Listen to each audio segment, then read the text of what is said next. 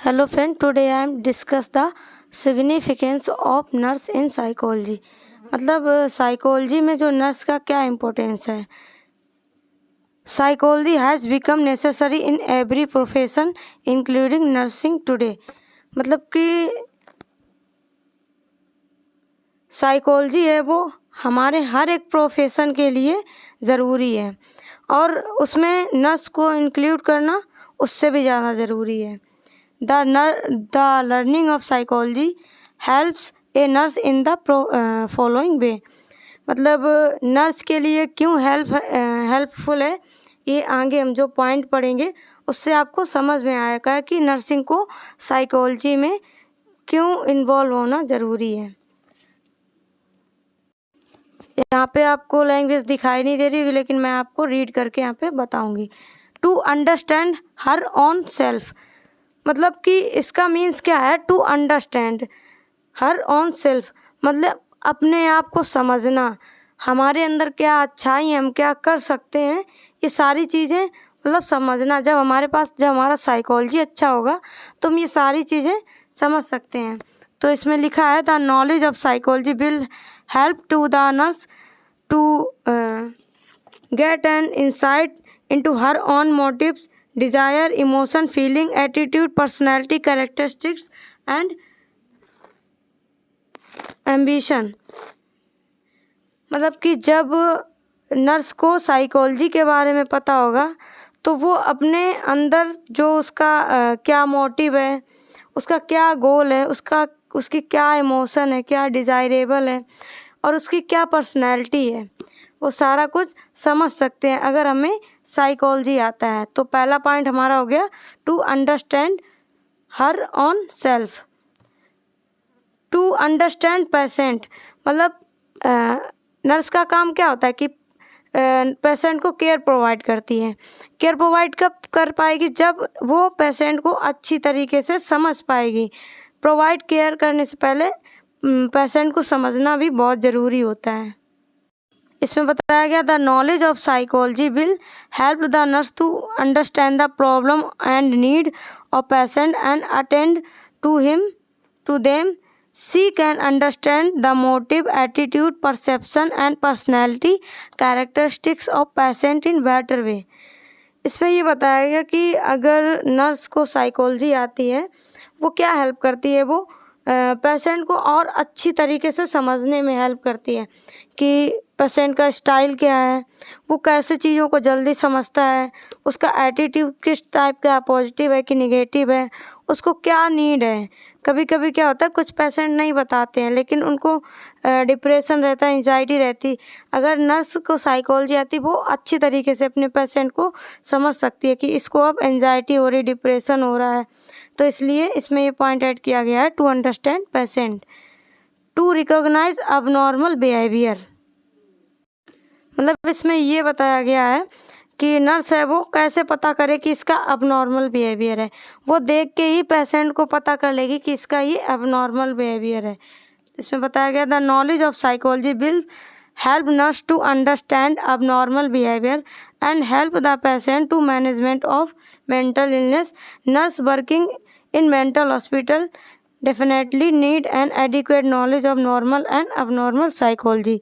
इसमें ये बताया है कि नर्स पेशेंट को देख के उसकी मेंटल इलनेस मतलब अगर पेशेंट को कुछ मेंटल इलनेस होगी तभी वो अबनॉर्मल बिहेवियर करेगा। वो पागल तो है नहीं जो ऐसे अबनॉर्मल बिहेवियर करेगा। जब उसको कोई कंडीशन, कोई एंजाइटी या कोई मेंटल इलनेस होगी तभी वो अबनॉर्मल बिहेवियर करेगा। तो जो हॉस्पिटल में जो साइकेट्रिक, जो मेंटल हॉस्पिटल में नर्सेस वर्क करती हैं उनको नॉर्मल और अबनॉर्मल बिहेवियर के बारे में बहुत अच्छे से पता होता है। टू अंडरस्टैंड अदर पीपल मतलब लोगों को मतलब अदर पीपल को भी समझने के लिए।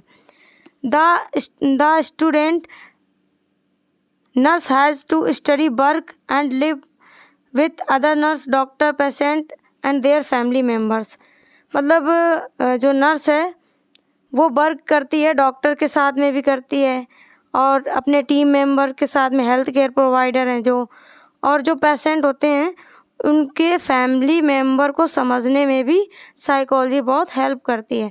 मतलब कि हम जब पेशेंट कोई भी एडमिट होता है हमारे पास आता है तो उसका हम ओवरऑल देखते हैं, फिर मतलब पर्सनल हिस्ट्री, पास्ट हिस्ट्री और उसके मतलब इकोनॉमिक हिस्ट्री। अगर इकोनॉमिक हिस्ट्री नहीं सही है, हो सकता है उसको किसी चीज़ से लेके उसके घर में ऐसी कोई प्रॉब्लम हो गई हो जिससे उसको डिप्रेशन हो रहा है, तो घर के मेंबर से भी मतलब हमें उनको भी समझना है।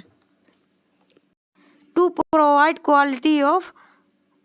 क्वालिटी केयर टू पेशेंट, मतलब जब हम पेशेंट की अच्छी तरीके से प्रॉब्लम समझ जाएंगे कि इसको हुआ क्या है, तो फिर हम उसको उतना ही क्वालिटी केयर दे सकते हैं। जब हमें कोई भी कंडीशन में पता चल जाएगी तो हम उसी हिसाब से उसका ट्रीटमेंट करेंगे, किसको काउंसलिंग करना है, किसको और मेडिटेशन की ज़रूरत है, किसको मेडिकेशन की ज़रूरत है। इसमें क्या बताया गया है, the nurse will good knowledge of human psychology can understand what fear of anxiety and patient faces the feel what we would like now and why he behave the way of does।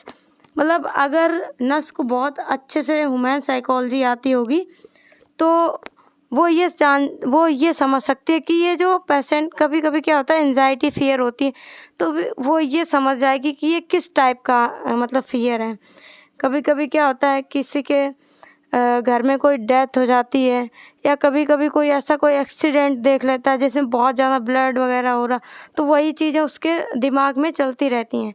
अगर nurse को psychology आती तो वो समझ जाएगी कि इसको किस टाइप का फियर है और इसको कैसे हमें क्योर करना है। तो इस पॉइंट में यही बताया गया है। To help patient adjust to situation, many diseases such as heart disease, cancer require special coping skill and health care. The nurse trained in psychology can be effective health educator and help in this kind of adjustment।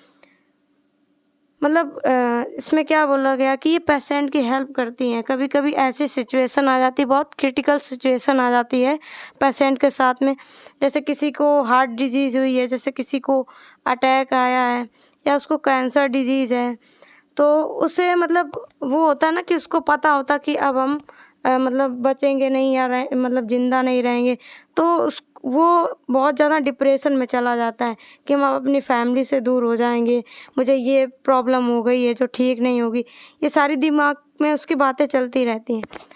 इसलिए मतलब nurse होगी वो उसको adjust कराएगी उसी situation में, उसको coping कराएगी, उस सिचुएशन से बाहर निकालेगी थ्रू द काउंसलिंग करके, कुछ भी करके, कोई थेरेपी दे के काउंसलिंग करके उस सिचुएशन से उसको बाहर लाएगी। तो ये हमारा हो गया importance of the nurse in psychology. Video पसंद आया तो इसको लाइक करें, चैनल को सब्सक्राइब करें।